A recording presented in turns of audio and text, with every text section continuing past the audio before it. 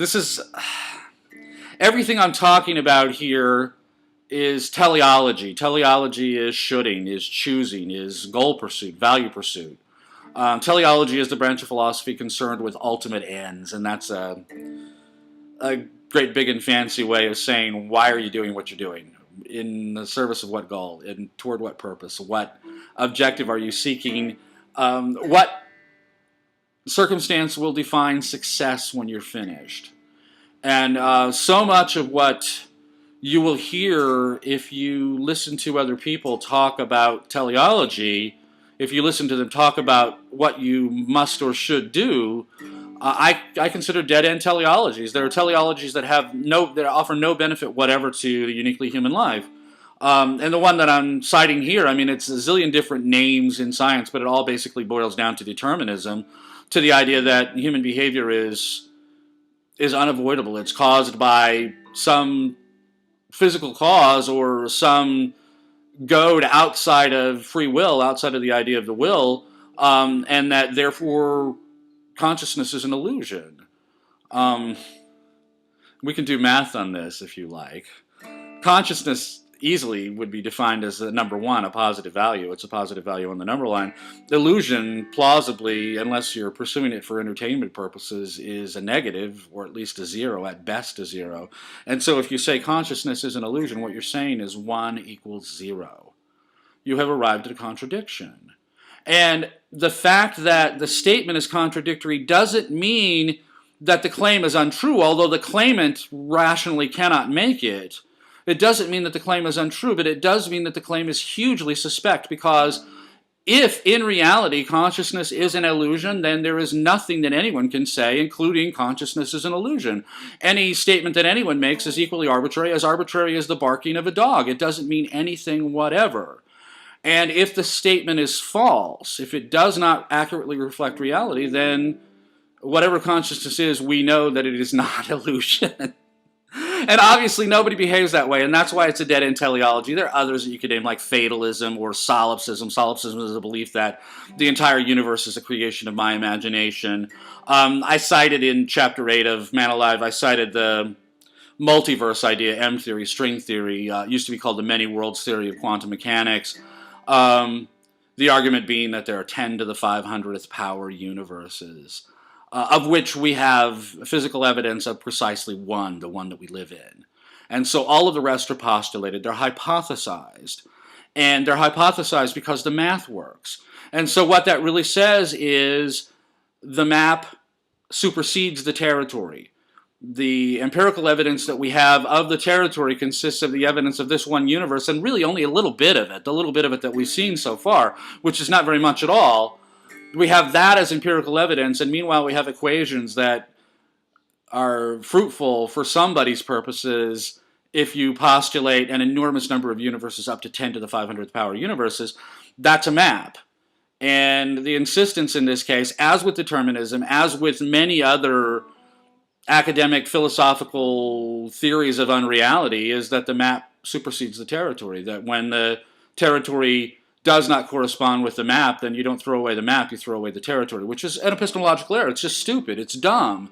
And all of these ideas are dumb. I mean, the ultimate dead-end teleology, as far as I'm concerned, is the Matrix. And this is, we need Tommy Chong to tell us, hey, man, what if we're all living in the Matrix? And, there are people who say that. They will say, there are people who, there's nothing so stupid that you can't find someone who will say it. And that's not really the problem. It's not saying it is not the problem. The problem is following through. Do you follow through on that idea? Do you live your life as if you are an involuntary power supply for a malevolent supercomputer? Well, actually, some people do live that way. They live their lives as aquatic plants. And my question for them would be, hey, how's that working out for you?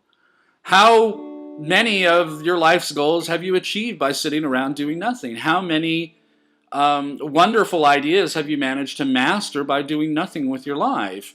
And the reality is that advocates of dead-end teleologies, and religion would be another one, I mean, there are no limits to the number of different ways that people can say you should do what you obviously should not do. You should do what I don't do, which is what they really say, because anyone who says that human behavior is determined and therefore cannot be influenced by an act of will. Nevertheless, those people all have luggage tags. They all have their name and address on their luggage.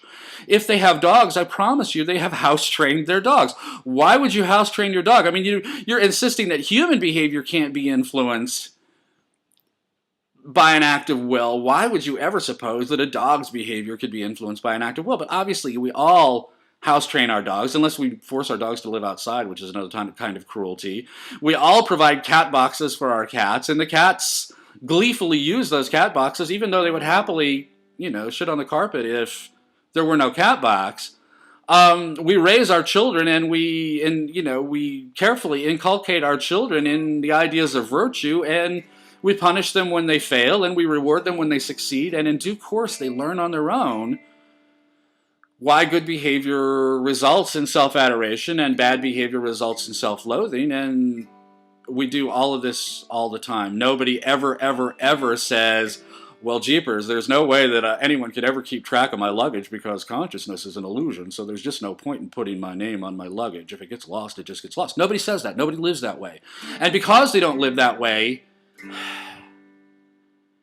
you need to make a distinction whenever you're listening to an argument like this. Nobody actually lives his life that way. The argument in ManAlive, in the end, I give you 3 words: ontologically consonant teleology, and if that's not a mouthful, then you need to find a better book. But by being ontologically consonant, teleology is shoulding, ontology is being. Ontologically consonant means in consonance with reality, with the way reality really is. And but what I mean by reality is existential reality. I do not mean subjunctive quibbling, which is what all of this stuff boils down to. Is you get, oh, but what if you hypothesize a super intelligent robot? How would you know if it had free will or not? Well, my answer is produce the robot. I'm not interested in talking about a hypothetical robot until you can produce it, evince it, put it in front of me, and then I'll worry about whether or not it's intelligent or not. And I'll tell you how I will start the test. If you really want to hypothesize about this, I'll start the test by cheating it.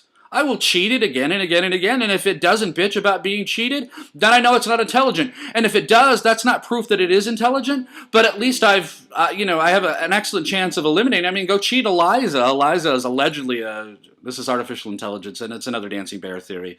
Dancing bear theories are discussed in the book. It's the equation of human consciousness with animal consciousness. Dancing bears are just as smart as us, and artificial intelligence is a dancing bear theory. There is no such thing as artificial intelligence. Artificial intelligence is canned human intelligence.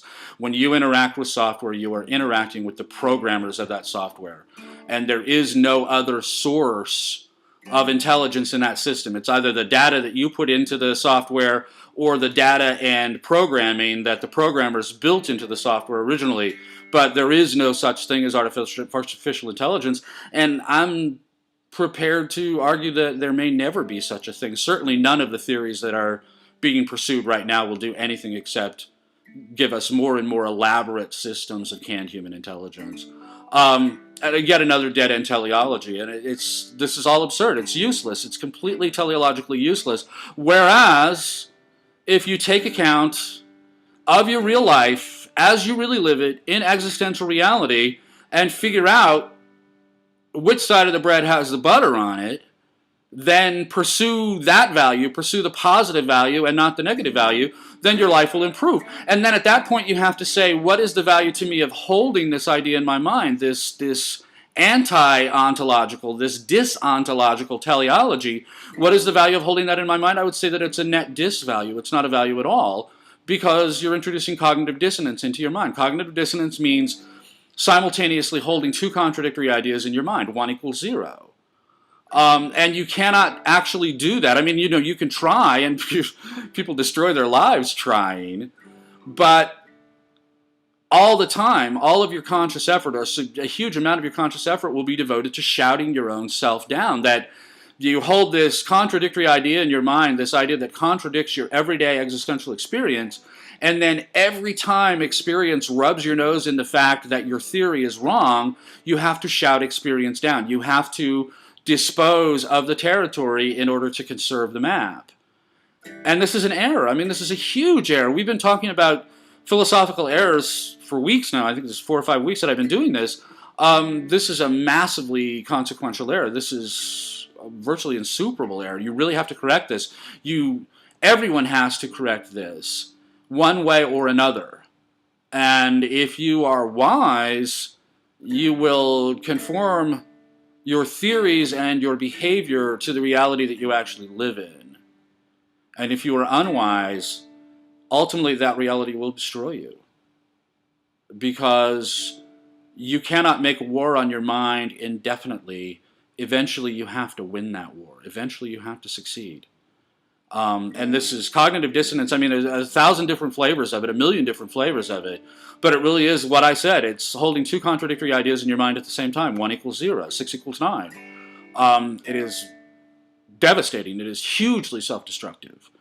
And if you indulge in it, you will destroy yourself. You will destroy yourself, the idea that I'm talking about. And I don't mean literally, necessarily completely obliterating yourself, but you will... The consequence of making war on your mind is you will become less and less adept, less and less competent, less and less confident, less and less competent to live a self-adoring life. I mean, the consequence of self-destruction is self-loathing. I call it squalor.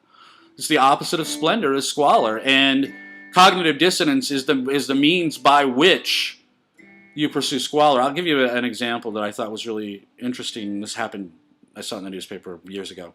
A guy is having a fight with his wife, and he turns around and punches the television, destroys the television by punching it.